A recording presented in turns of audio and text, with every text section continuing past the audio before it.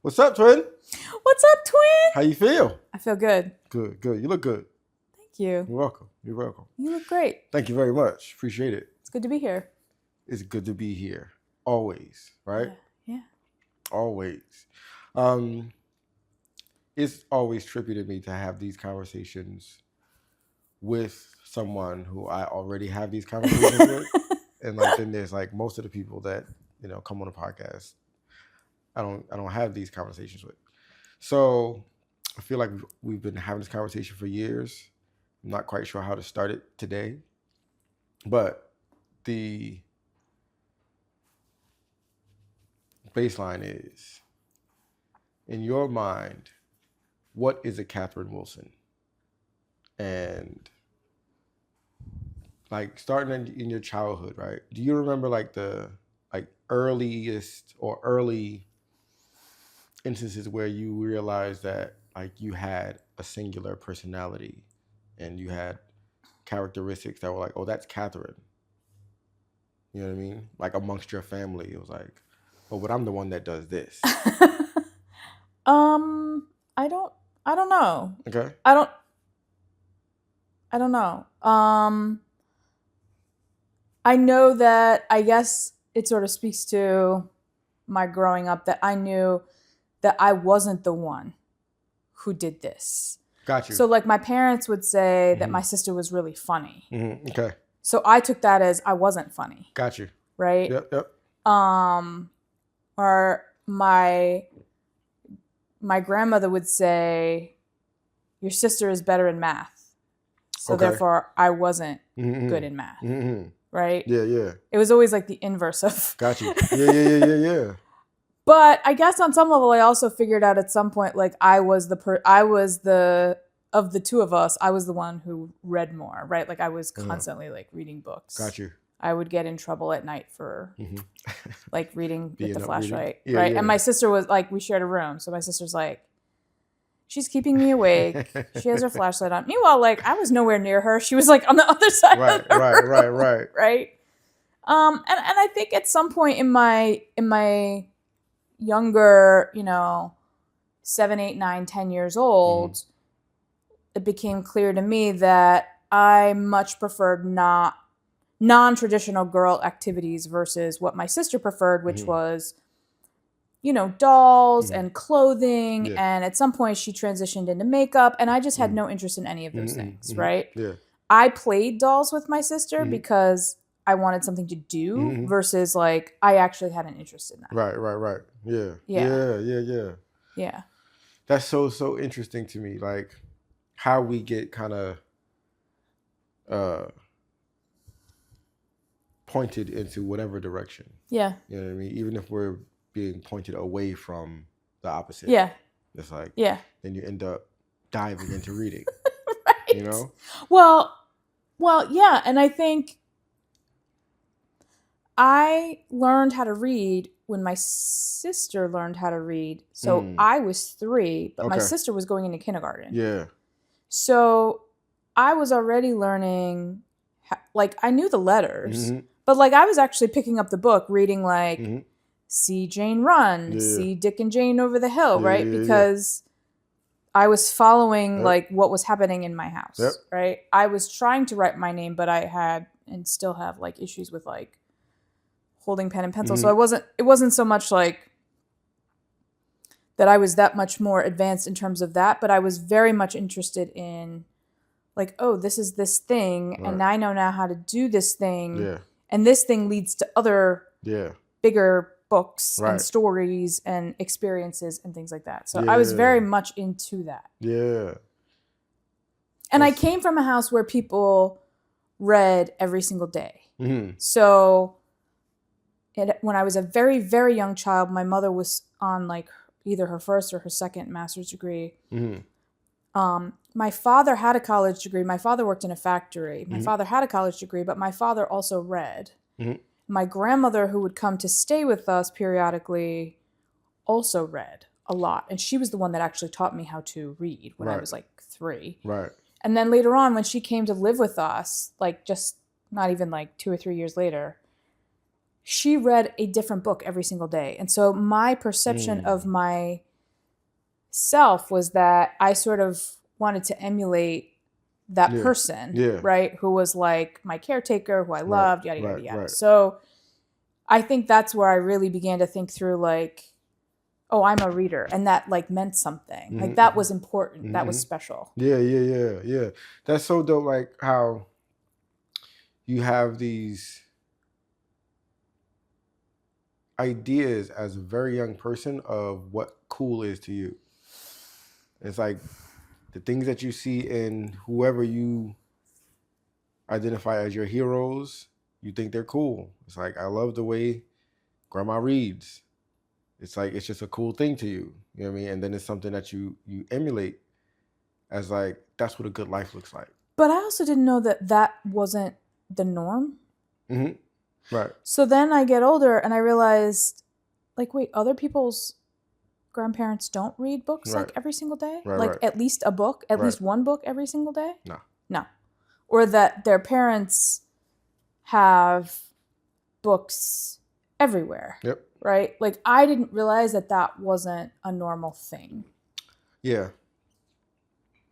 Yeah, and it's like the transition as far as like, if you look at it from like a media point of view, the written word was so popular when we were young. You know what I mean?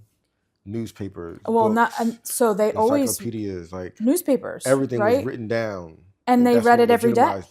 Not my mom, but my dad and my grandmother. They've read newspapers every day. Yeah.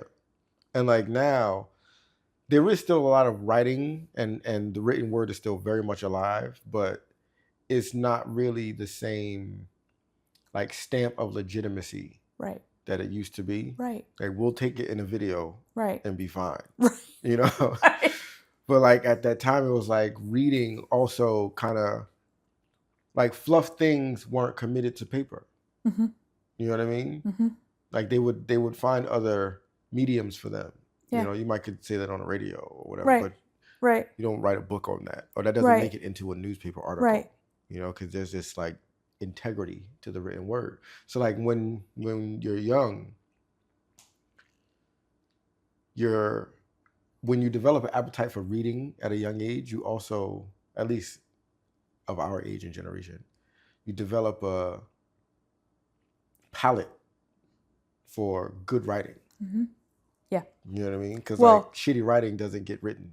Well, but then you also become a good writer. Yeah. Right? And I think that's the other piece of my own understanding of my own like trajectory is that in order to be a good writer, you have to be a good reader. Yeah. And you have to have read, in my opinion, at least for myself, you have to have read a multitude of different things with different sentence structures and different ideas, right? Because writing, the craft of writing is, there's the idea, and then there's the sentence structure and how you're going to get that idea into like something people actually want to like consume. Yeah. I love when I can identify a writer's style, aside from like inclusive of and aside from their vocabulary particularly, but like their style. You know what I mean? And it's like it's really a fun aspect to reading that you start to see the shape and color of these words. You know what I mean? And it's not just vocabulary. It's like how they manipulate it. Yeah. It's really, really cool. And I think going back to your original question, like, was there a time when I realized there was something that distinguished me in my family? It was that sort of being this advanced reader, right? Yeah. So I was a very advanced reader with a very advanced vocabulary. And I think part of that is I started reading like adult books at a very young age. So like I'm 10 years old reading like basically pop philosophy books that like what 10-year-old is like reading that stuff, right? And again, at the time, not realizing that wasn't normal or everyone else's experience. Right. Because my sister was kind of doing what my sister did, but I was like, whatever, she doesn't really like reading, right? I didn't realize that like other kids also didn't do that. Right. Right? Yeah. So I had a different vocabulary, and then, you know, I just continued to like, I don't know. I became a very, very good reader. And to me, reading was, I mean, I'm sure a lot of other people have said this, right? It was an escape. It was fantasy. It was like, oh, I've read about people. I was at one point really obsessed with biographies and autobiographies. So it was like reading about other people's lives and what happened to them and how their lives turned out. So it was like, oh, this is what's possible in some ways versus, you know, the Babysitter's Club, which I got real tired of. No offense to the Babysitter's Club, because it serves its purpose. Right. But after like a few of those, I was like, okay, but like, what now? Yeah. You remember I sent you? I think it was a meme like a little while ago that talks about how reading is like we stare at these squiggly lines and hallucinate. Like that's what reading actually is. Yeah. It's like that's pretty much all it is. Yeah. It's like we've decided that these shapes and lines mean ideas that we then picture in our heads. And so I say that to say reading helps you imagine. Yes. You know what I mean? Because imagination is required in reading. Like you don't just comprehend when you read. You have to imagine to a degree. Yes. And what I learned recently though is that not everyone does that. Right. So there's the imagination. Or not to the same degree. Well, and I think it's twofold, right? There's I can read this book and I imagine what the characters look like or experience, or even myself, right? Like I imagine what would it be like if I lived that sort of thing, right? That's sort of this existential imagination outside of the book. But then there's like I actually see the book as a movie as I'm reading it. Yeah. And I learned recently, like, not everybody does that. And I was like, oh, that's so interesting. And it doesn't matter whether it's fiction or nonfiction for me. Okay. If I'm reading it, it's literally translating in my head and I can see it as I'm reading it. Yeah. Yep. So apparently not everybody does that. No. Okay. No. Like visualization is a muscle. Yeah. You know what I mean? Like if you're not exercising it, you don't have it. You just don't have it. You know, and like there's degrees to comprehension and understanding. Where it's like if you apply these other aspects of your mind, if you apply imagination, visualization to your reading, you understand the words at a deeper depth. It's a very different experience, I think. Yeah. But again, I assumed like everybody has this experience. Right. And then realizing much, much later on, like not everybody has that experience. Right. And then to further along sort of the understanding of what makes one unique, I think this is because I used to read so much, maybe not, I don't know. There's a lot of narration that just goes on in my head. Yeah. Like my everyday day-to-day is literally like the narration in my head reads like it narrates like a novel, right? Or it narrates like a book. And then as it's narrating, the movie is also going along. And it took me a really long time to realize that doesn't happen for other people either. Right? And I'm like, oh, okay. Yeah. That's so funny. It made me think about how like when we get to a place with like AI and Alexa and Siri and whatnot, where like our homes can be fitted with like this surround sound and we can have Morgan Freeman's voice just narrate. So that happens to me anyway. Yeah. Right? And again, not realizing that this doesn't happen with other people. Right. So recently you came over, we watched the Super Bowl. Kendrick Lamar did his amazing halftime show. There was a little incident with the dog and a table in the window, but after that, you stood up and you were like really intentionally watching this. And I was like, I need to go back and watch this when it's like not chaos. And so later that night I went back and I rewatched it.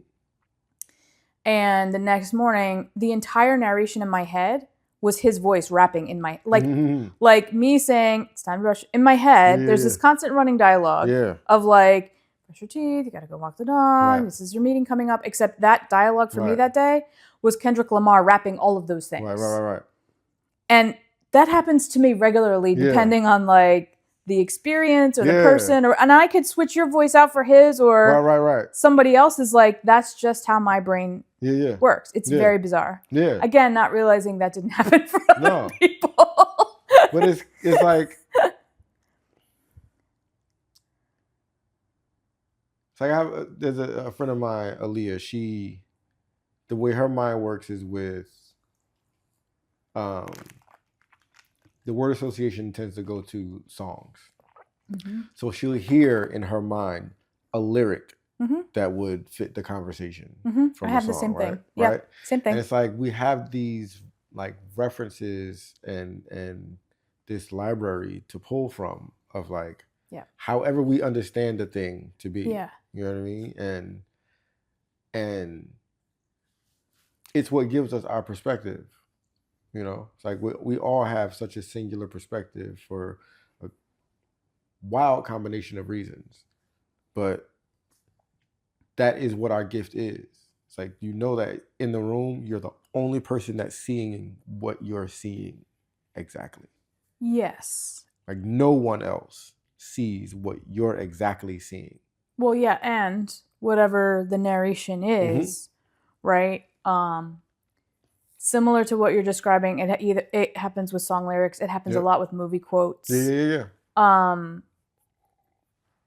It can happen with, let's say, for example, I'm like, oh, I want to narrate my life in Twin's voice today, right? So you may have never said these words, but in my mind, I can hear your voice saying whatever those words are as I'm narrating throughout my day, right? Yep. Like it's a, again, not realizing that didn't happen for other people. Yeah. You know when that kind of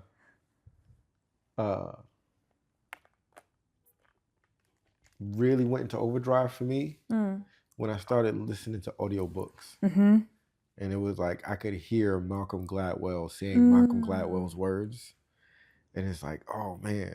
So now when I think of certain things, I can hear it in Malcolm Gladwell's voice. Yeah. Or, you know what I mean? Because like I've heard him, it's so conversational. Right. You know what I mean? Right. And like his way of, all audiobooks are not created equal. Right. I really prefer audiobooks typically when the author does does the recording, but like even that, they're not all as good. Like I really like Malcolm Gladwell's. Something about the tenor of his voice and like the pace of his voice and whatnot. And that I know that he's not recording a script. Like he wrote it. Right. You know what I mean? Like so, this like, is he his thing. this. Yeah, exactly. You know? He knows where the inflection goes because he created it.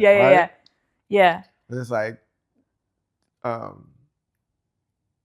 it kind of flips on the opposite end when I think about how much we all typically don't like the sound of our voice when we hear it. When we hear it elsewhere. Outside, right? Yeah. But it's the very thing that everybody else likes. It's like you've never heard, I don't like the way you sound. Right. You know what I mean? Like, right. That's just, everybody likes the way you sound. You're the only one that doesn't like it. Well, and you don't know, I guess this goes back to your perspective, right? Like when you hear your voice somewhere else, that's you hearing it. You don't know if that's how somebody else is hearing it because it's yours. Yeah. Right? Yeah. But you've always been hearing it from your inner ear. You hear it from your inner ear. It's always off. So it's always off. When you hear it. And then you hear it somewhere else and you're like, oh, I don't like that. That's my voice. I don't like that. But you assume that other voice that you hear that is yours, that's how somebody else hears it. But that may not be true. It might not be. Yeah. Right? Yeah. I don't listen to audiobooks. I need to see it so I can have my movie. I'm not saying that I can't have the movie. I listened to one audiobook. It was a great book. But I also realized I also have to be doing something else because I can't just listen to the audiobook without actually following along with it. It's a weird... Yeah, I hear you. It's weird. I like it for books like or for authors like Gladwell, where like he did this research or he had this first person experience and it's almost a diary of this field of study that he kind of went down. Right. But yeah, I dig it. Yeah. And it's also just really important to know what works for you. Yes. It's like to be able to press your buttons for what works. Yeah. You know? Yeah. And if it's reading it, it's reading it. If it's hearing it, it's hearing it.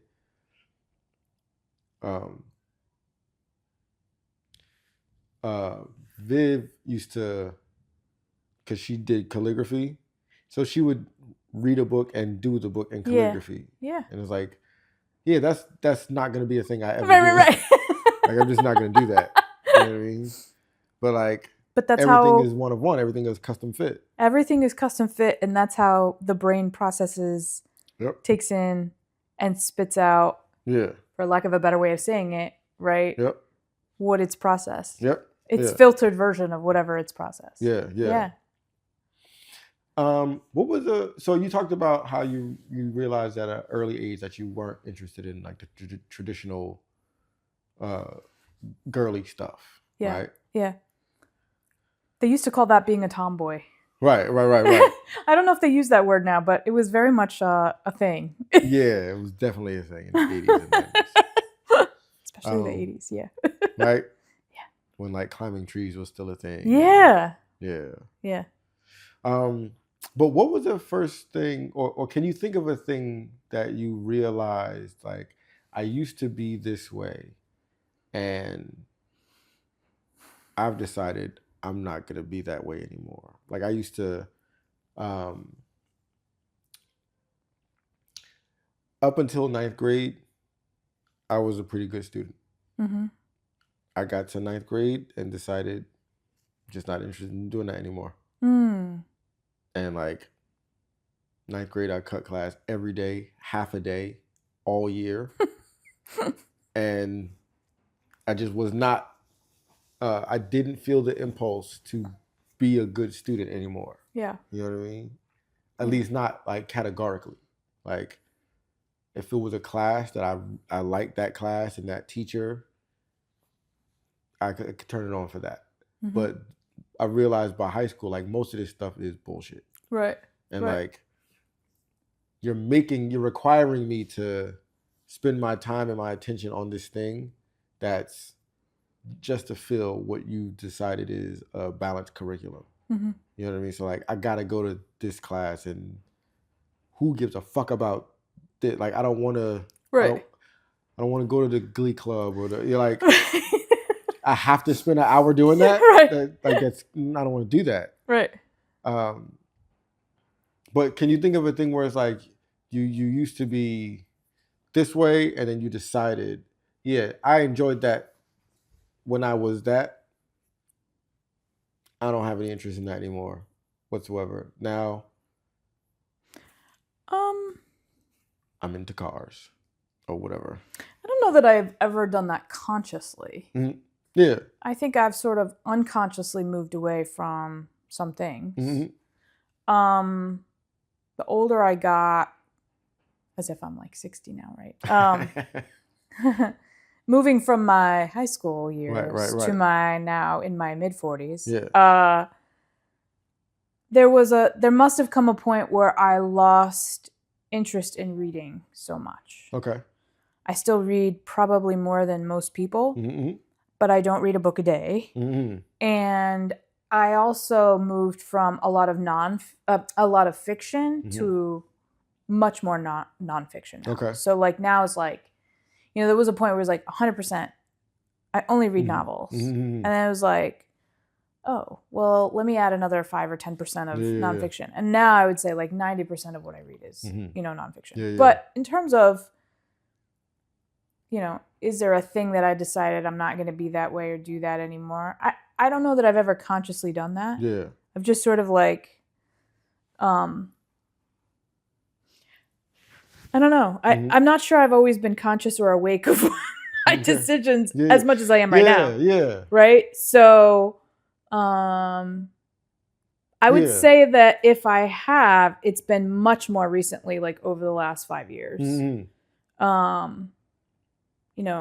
Consciously thinking more about like what I eat, or consciously thinking more about like, should I am I going to exercise or not exercise? Usually the answer is no. But I consciously do think about it. But there was the point in your life where you decided that you were going to exercise regularly. Yes. And it was a different Catherine. And it became obsessive. Yeah. Yeah. It was like, that's an example of like, it used to be this way and now you just decided, nope, I'm running every day. Yeah, exactly. And then there was a point where I was like, nope, I'm not doing that anymore. Right. I'm done with that now. Yeah. I think about it like with certain actors, like especially the ones that like will gain 40 pounds for a role or lose 50 pounds for a role or whatever. It's like, we can all be doing that in life. Yeah. Like you don't just have to be an actor playing a role. Like you can just decide, I'm going to go do this thing. I'm going to pour myself into this experience. Right. And then once it's done, it's done. It's like, all right, that's not who I am. That's a thing I was doing. Yes. You know what I mean? Yes. Yeah. Yeah. I really, really, like I was saying to you before about that class I did a talk for, the idea that we have the power is so crucial, I think, because it's in everything.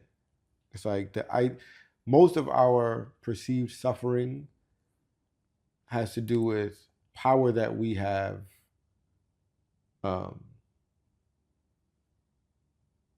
relinquished. Yeah. It's like somewhere someone outside of us has the power and they're not doing right by it. Right. And so I'm suffering. Right. You know what I mean? It's like I gotta pay this rent, or I gotta, you know what I mean, my car doesn't work, or da da da. It's like all these things are like, they're things, but they're not really they're not your life. They're just what you give your attention to. If you decide not to give it your attention, it's no longer in your life. That's right. You know what I mean? That's exactly right. That's as simple as it is. Like, that's exactly right. You know? And I think we do that with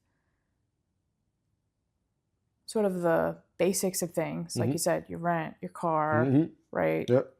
And then we do it on another level with like the things we care about, right? And then we do it with people. Yep. And then, you know, consciously make a choice of, is this someone I want to have in my life? Yeah. Does this person's values, actions align with mine? Right. Or not? And if not, you know, that doesn't make them a bad person. It just makes them not for me. And I think that that's a lesson that I'm always learning over and over and over again. Not to give people more power in my head. Yeah. And not to give them more power outside of my head. Right. Right? I think that's a lesson I keep learning over and over again. Yeah. I'm not sure I actually learned it yet. That's why I keep learning it over and over again. It's so constant, yeah. Right. Because there's so many more people than you. Right, exactly. Yeah. And I think it goes back to sort of this idea of self-awareness and who am I? Yeah. How do I think about how I present to the world versus how I present myself to other people versus, I mean, it's a complex ecosystem that we weave for ourselves. And I'm not sure I was always conscious of it. I'm not sure I'm always conscious of it. I mean, we can't be 100% conscious of all these things all the time. Right. Yeah. Right. Yeah. So I want to ask you about your relationship with ambition, right? But before we get to that specific question, I want to talk about like moments in your life where you impressed yourself. Where I impressed myself? Yeah. Oh my gosh. Not too often. I don't believe it. Untrue. Well, I think before even that, I will say that one of the common themes in my life has always been, there's a term, we say it all the time about women, right? The imposter syndrome, right? I don't really know what that is. I mean, I know people talk about it all the time. I think that for me, the way I think about it is I've never lived up to the expectations that I have put on myself. Gotcha. as a result of the expectations that were probably put on me when I was a child. Okay. Whether they were realistic or not, whether that was good or not, right? I don't know that I've ever lived up to those expectations. Yeah. And so I think the thing that I've always sort of strived for is, how do I meet my own expectations of myself? Right. And I don't know that I ever have. Mm-hmm. So when I think about how have I impressed moments I've impressed myself, it's more like surprise of like, oh, I did that. Right? And you're laughing because you've seen it. I'm like, oh wow. And then the doubt kicks in. Right? So I'm like, oh, I came up with this thing, and I'm like, well, anybody could have done that. Right? Or how come people haven't thought about that before? We literally just had this conversation. Other people, I'm sure, have thought about this, right? Like, I never give myself credit for doing something unique or interesting because I think, well, anybody could have done that, right? And so in some ways, I either assume that everybody has the ability to think or do the way I do, or that the way I think or do things is just average like everybody else. Right. Whether that's right or wrong, it is. I think it's both. I think it's like there's this quote I just saw.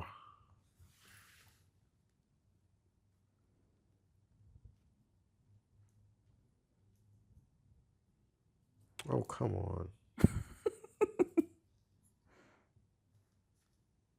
Let's see. It's like exactly on this point.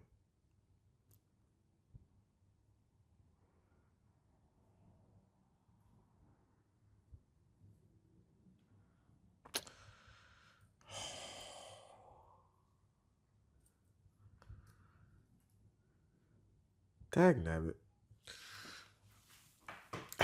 The quote is, it's in this book.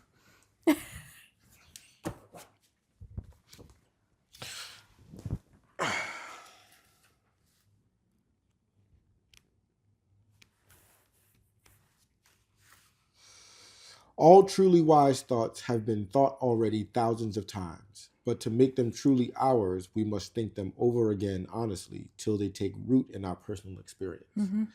So there are, it's like that. The idea is nothing new under the sun, right? Yeah. Like everything has been thought before, right? But it hasn't been made a part of our actual lived experience, right? You know what I mean? And like, I know some people, I'm sure you know some people who like, they're great at ideas and then the idea dies. And some people use it as like, other people are responsible for these brilliant ideas that I keep coming up with and sharing. And why don't you guys implement this thing? It's like, because it's not for you guys. It's for you. Exactly. It's yours. Yeah. Yeah. Right? Yeah. But as far as ideas go, there are very few ideas that, as far as that quote is concerned, there are no ideas that have never been thought before. Yeah. But once you make a thing real, that's the only time that thought matters. You know what I mean? Like that's the only time. And so there is a balance to like appreciating that somebody else had to have thought of this before. Right. In some version or iteration, right? Yeah. And then also having the idea that I look around and I don't see this anywhere. Yeah. So that's happened to me a few times. Like I look around and I'm like, oh, I don't see this anywhere. Yeah. You know? Yeah. And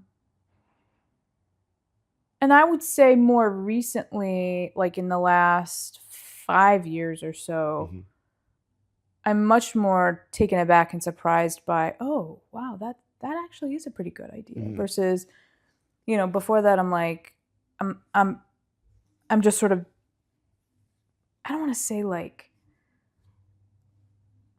I don't know how to say it. It's like I'm not stuck in a wheel or doing things by rote. Right. But it's almost like I wasn't even aware or even conscious Yeah. of what I was capable of. And so therefore now it's like I've in some ways like woken up in my own life. And so I'm like, Okay. some of this stuff is like, oh yeah, that's kind of cool. Okay, Yeah. that's good. Yeah. Yeah. Yeah. Yeah. Yeah. Yeah, because I mean, it makes you think about how much of our lives are the result of our subconscious thinking. Yeah. And so, like you said, then, weeks or months later, you wake up in the realization of subconscious thoughts that you've been having. Then it's like, oh, now it's realized. It's pretty cool. You know what I mean? And it's like, and you don't, at least I don't, I'm not charting my subconscious thoughts. No. You know what I mean? Mm-mm. So like, I don't see the formulation happening. Mm-mm. And then one day, this thing just exists. That's like, and it's again, it's a thing that's a muscle that requires exercise. So if you're somebody who has exercised this muscle, right, it's apparent in your life. Right. You live in this life. Yeah. And because it's a thing that you're just constantly doing, you don't see it. It's like constantly working out. You don't really see your body changing, and then 3 months later you look at yourself and you're like, wait a minute. Yeah. Yeah, and I think that there's this realization that there are people, and I think of myself as one of these people, like I'm just a deep thinker. Mm-hmm. I overthink. Mm-hmm. To the point of like annoying people, I'm sure.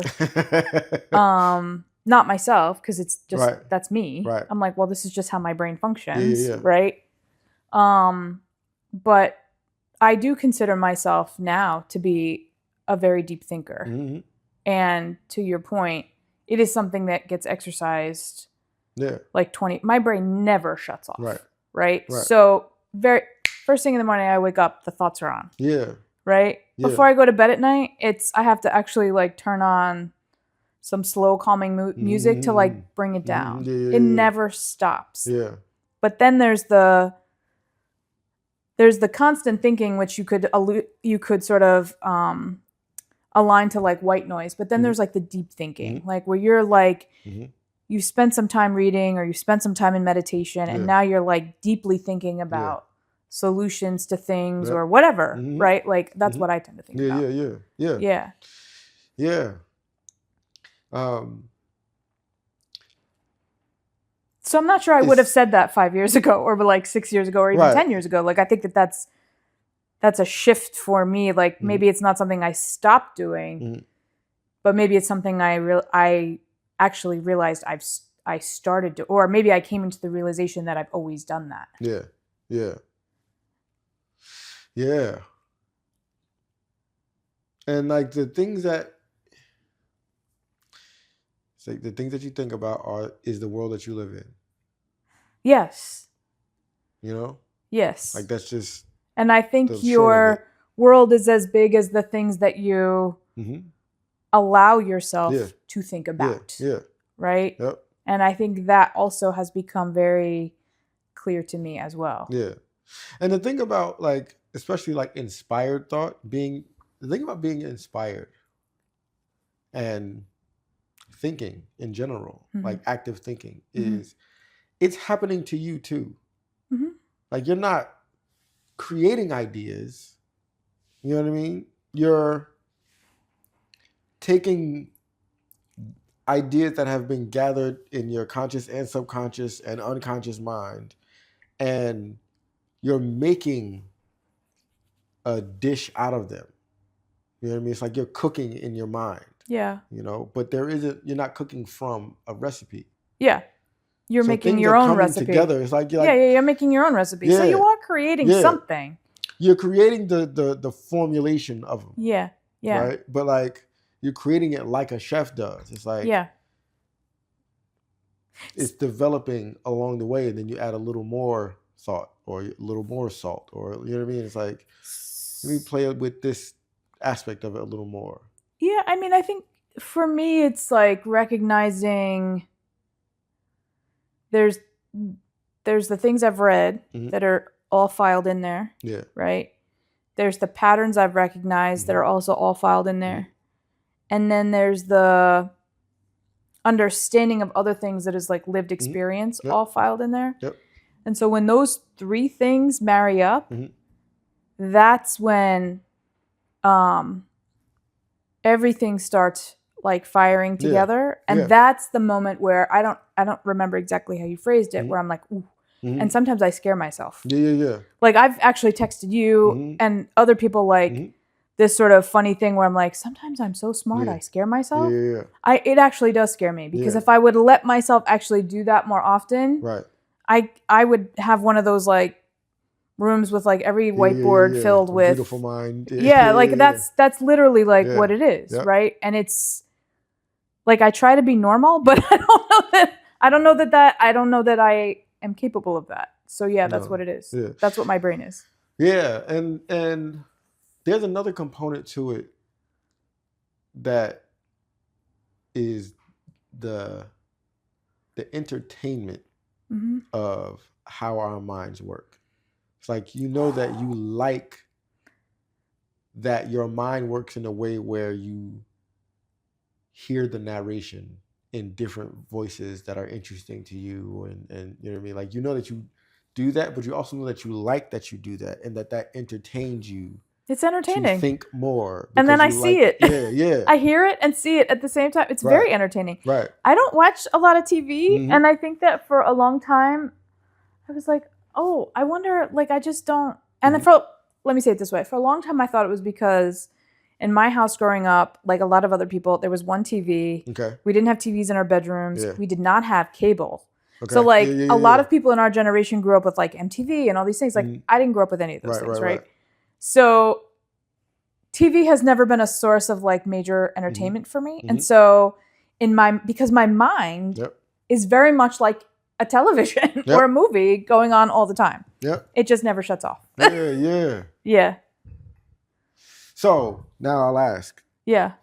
Pointedly, what is your relationship with ambition? My relationship with ambition, you know, it's a very simple question. I think it's one that I struggle to answer because I think for me it's like at least two things. One is to be in a place in my career or my vocation where I get to utilize all of those things. Right? And I don't know that that's necessarily where I'm at. Right. I get to utilize some of those things, but I would love to be able to. But that's the drive for you. Yeah, like the drive for me is now, and it wasn't always that way, right? Like this is more of a recent thing, I would say. In the last year or so is like, well, how do I use this big brain of mine, right? In a way that every day I wake up and I'm like, oh, I like this. Yeah. And I think the second part of ambition for me is just being able to live a comfortable life, right? And I think anybody wants that. Yeah. Right? Yep. I don't have to worry about, am I making enough money for the rent, the car, the dog food, the medical bills, right? The medication, whatever. I think that's the other thing. And so I don't necessarily need to have a massive amount of wealth. My ambition is like, let me live in comfort. Right. Unlike like people in my family and, you know, I've watched people in my family get older and struggle and I don't want to have that experience. Yep. And so I think that's sort of the driver for me. I think when I was younger, it's funny, when I was in college, I used to say like, I want to graduate from college and I want to have an apartment for my own apartment and I want a coffee table. Yeah. And I want to make $45,000 a year. Right. That was my ambition when I was like 19 years old. Because people who had their own apartment had independence, and I was always super independent. I don't know why I really wanted a coffee table. I thought maybe that was like a grown-up thing. Right. And I really wanted I wanted people to see me as a grown-up because I felt like I had always been a grown-up. Okay. Very independent. Yeah. Both personality wise, but also out of necessity. And so I thought, well, I guess if I have a coffee table, people will see me now as being, and they'll like take me seriously. Right. And I wanted to make $45,000 a year because my mother never made any more than $45,000 a year. And I thought, if it's just me and I have that kind of money, I'll be okay. Right. Obviously that did not turn out to be the case because $45,000 a year was not a lot of money then. Right. It's not a lot of money now. Right. And I did much better than that, thank God. And also, I don't even own a coffee table. Right. Which is like the irony of ironies now. I don't think back like I don't need it. I've never had a coffee table. I've never had a coffee table since I've known you. No. Wow. No, it gets in the way of the. Right. Yeah. And so follow-up question is, what's your relationship with gratitude? Gratitude. Whew. And how has it evolved also? Like, it doesn't have to be like that. I mean, I think, I think like many people, well, let me say it this way. This is a longer answer, if that's okay. Yes. Okay. So I grew up in a much more religious household, right? My mother was a minister. My father was religious. Even after they got divorced, they both remained, very religious people. And so there was always this idea around like, you have to go to church, and at church I tell you, you have to thank God, thank God, thank God, thank God, right? And it never made sense for me because I'm like, well, where is this person? Right? Like, I don't understand why we're thanking him for the bad things. Right? Like, I'll say thank you for the good things, but where are the good things? Because all I see are the bad things. Right? Like, why am I thanking God for that? And who is this person? Even though I knew it wasn't a person, right? And then like move, into my 20s, and I become much more grateful for, I think it's sort of like how they talk about like glimmers of things now, right? It's like I had these glimmers of thankfulness. Like in retrospect, I would look on something that had happened and it'd say, oh, I'm so thankful I met this person, or I'm so thankful I had this experience, whether it was good or bad, right? And then moving, along the continuum, when I was the second year I was at United Way, someone close to me, someone who I was very close to, died. And I discovered Buddhism, actually, by accident. And I feel like at that point, gratitude became a much more intentional part of my life.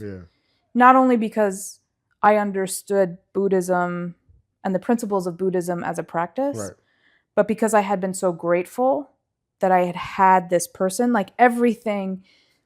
It's funny you're asking me this because I haven't thought about this in a while, but it just became sort of intrinsic. It's like one of those things I don't think about anymore, but at the time I was very conscious of. Initially, I was very thankful that I knew her.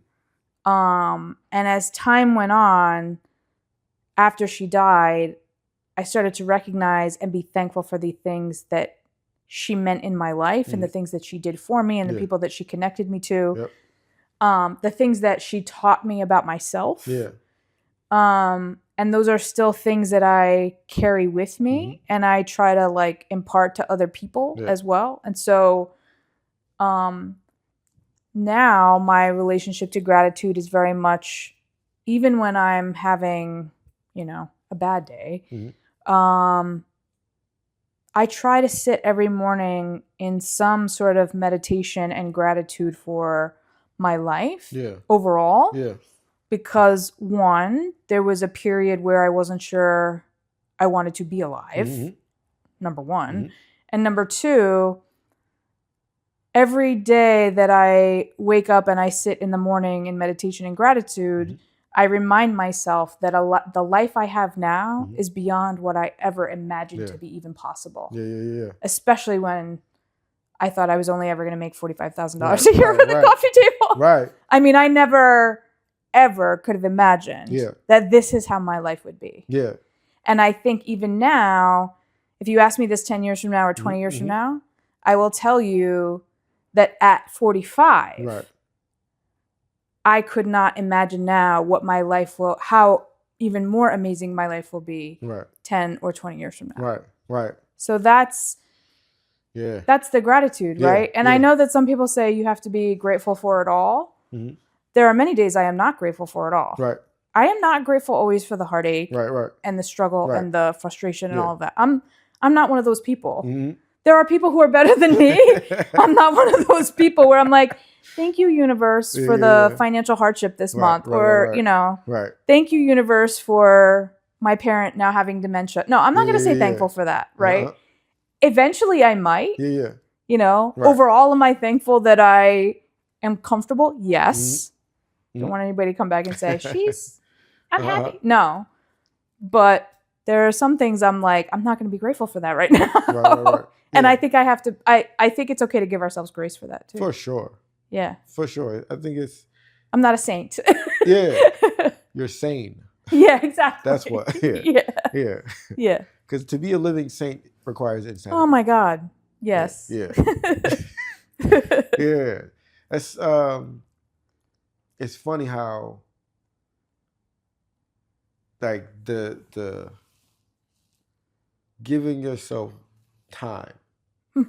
It's like, I don't have to be grateful right now, but I do hold space for the idea that in due time, I will even be grateful for the things that I'm upset by now, right? Yeah. And I think so much of it has to do with, like, there are certain things that are unfortunate or can be perceived as unfortunate eventualities to life. Mm-hmm. You're going to lose loved ones in death. Yep. That's going to happen, right?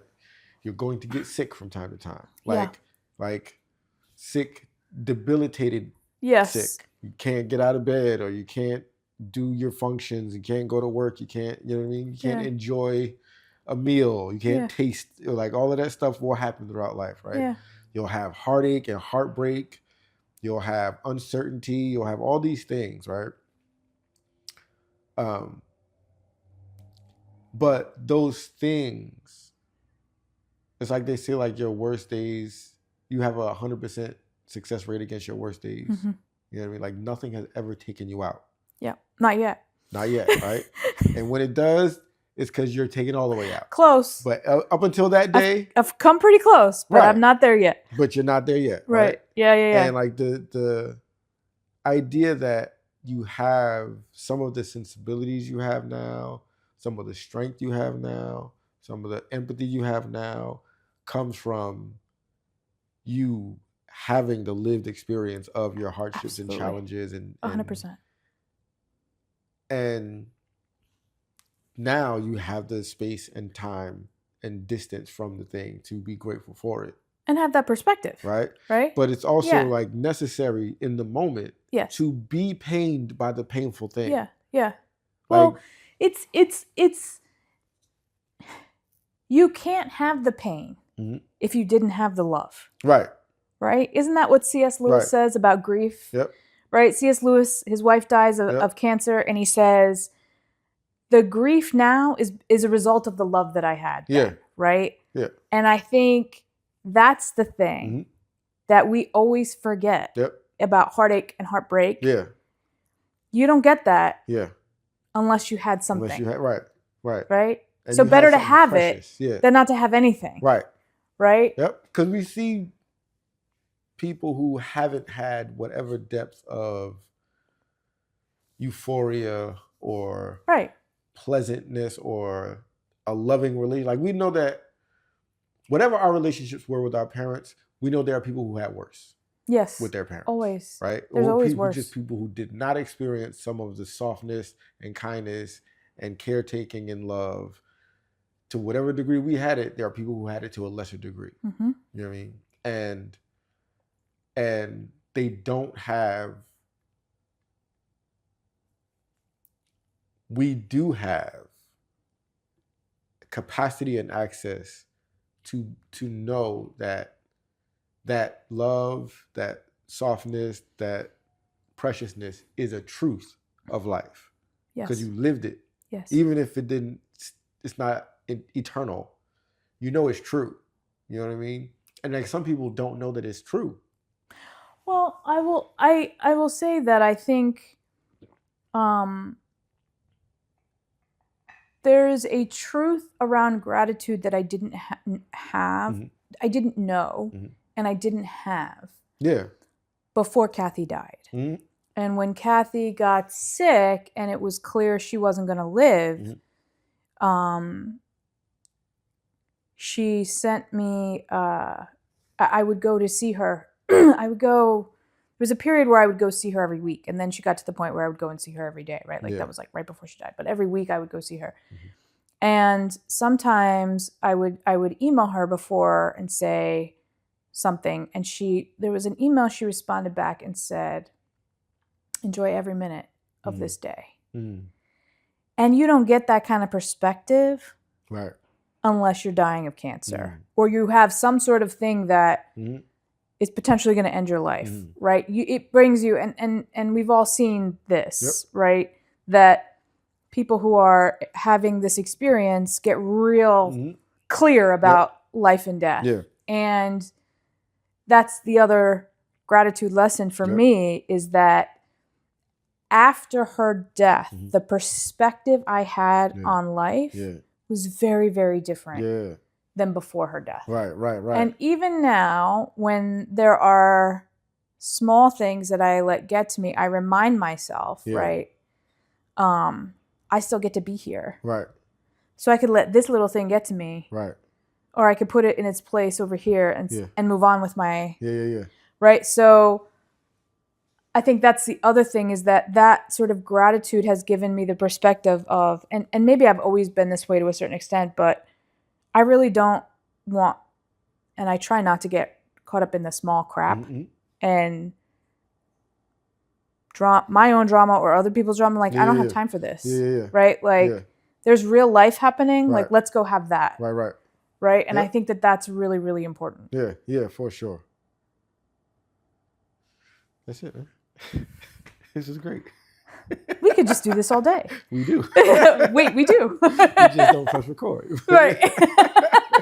Yeah. But thank you very much, man. I appreciate Thank you. Yeah. It's the best. Yeah.